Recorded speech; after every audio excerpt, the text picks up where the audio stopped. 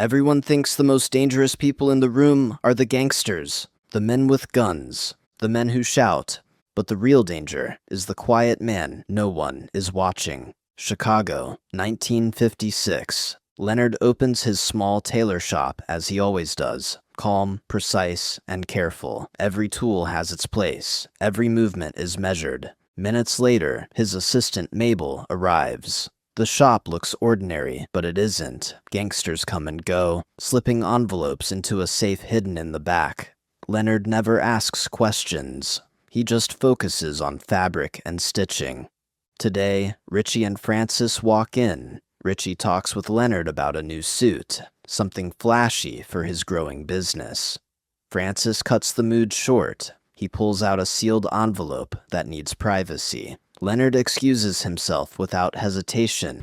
Why don't you, go up front and check on your secretary for me, all right? Outside, Mabel shows Leonard her prized possession. She calls it her Mabel lift. It reminds her that a bigger life waits beyond these walls. Leonard watches her smile. She feels more like a daughter than an assistant. At closing time, they fold used handkerchiefs together in silence. Leonard gently mentions a man from a nearby shop. Mabel snaps. She says she doesn't need advice. I saw you smiling at Richie Boyle earlier, and now I'm petrified that you're running with a bad batch. She throws it back at him. He saw her laughing with Richie earlier, and now he's worried. To Mabel, these men are gentlemen, careful with their clothes and their image. Leonard reacts calmly. Those men may be customers, but they are not gentlemen. Leonard sleeps in the shop that night. Later, an unusual noise wakes him. Whispered voices, laughter. He peers through the door. It's Richie and Mabel. Close, too close. Richie tells her Francis believes there's a rat inside the gang, someone leaking secrets. Then, a sharp metallic sound slices through the air from the back room. They rush in. Leonard lies there, pretending to be sleeping. The next morning, a violent knock rattles the door. Francis and Richie storm in. This time, there's no talk of suits. Richie's clothes are soaked in blood. He's gasping, shot. They drag him inside and lay him on the table. Leonard presses cloth to the wound. His hands don't shake. He has seen this before. Francis reveals a briefcase. People are hunting for it. He steps outside to call Roy Boyle, the boss, Richie's father. The doctor can't be reached. Francis returns, raises a gun, and points it at Leonard. "Stitch him," he says. Painfully, with just needle and thread, Leonard obeys. He sews the wound in Richie's lower stomach, then the exit wound in his back. Richie passes out from the pain. Leonard finishes cleanly. Francis gives another order. Leonard must stay with Richie until Roy Boyle arrives. Leonard pleads, "Take Richie, take the tape, don't leave him here."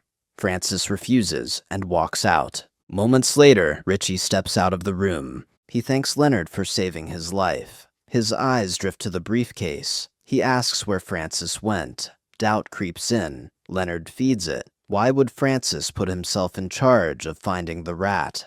Richie listens, but something dark begins to grow inside him. Earlier, Leonard tells Francis something different, that Richie is the traitor. And in the corner, the quiet Tailor pulls the thread tighter.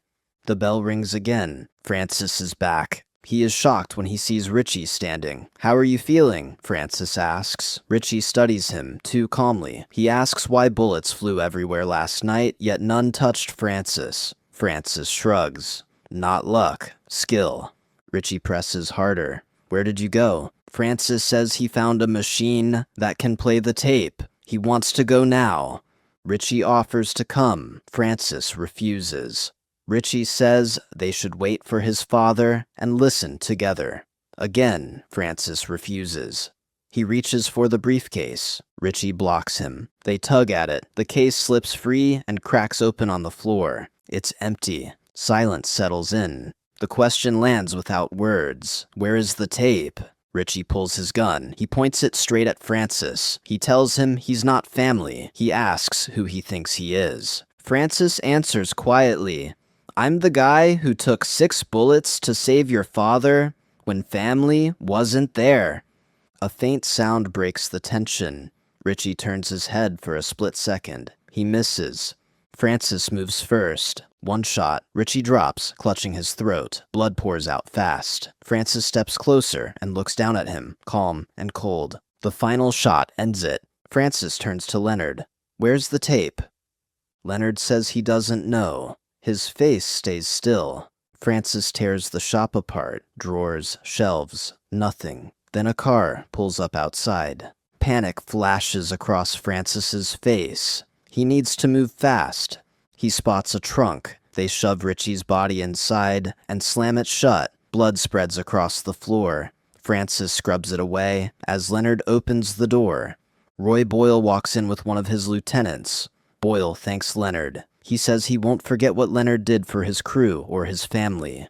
Boyle hugs Francis. He tells him that first, he saved his life, then his son's. First you saved my life, and then you saved my son's. And that one day, he will repay him. Then he asks where Richie is. Francis explains that Richie told him he was going to meet Boyle. Boyle stiffens and turns sharply, asking why he would let his son walk out like that. Francis says he did his best and gestures to Leonard, adding that he can explain. Boyle makes calls, his mood darkening. He turns back and says that nothing is good.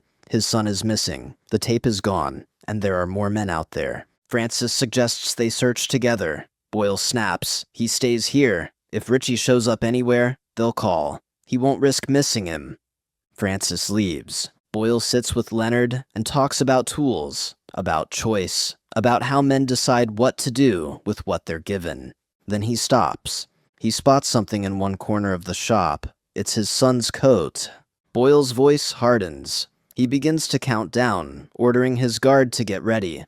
Leonard knows he's out of chances. He starts to speak. The door opens. Mabel walks in. Francis has a gun on her.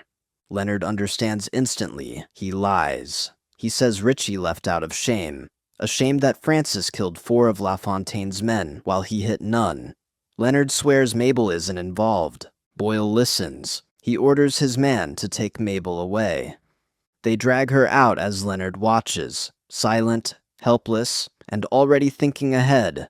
The bell rings again. Leonard answers the phone without hesitation. His voice is calm and friendly. When he hangs up, he smiles. He's in hiding from the LaFontaines, but he has the tape, and he wants you to go pick him up. He tells Boyle the call is from Richie. Richie has the tape.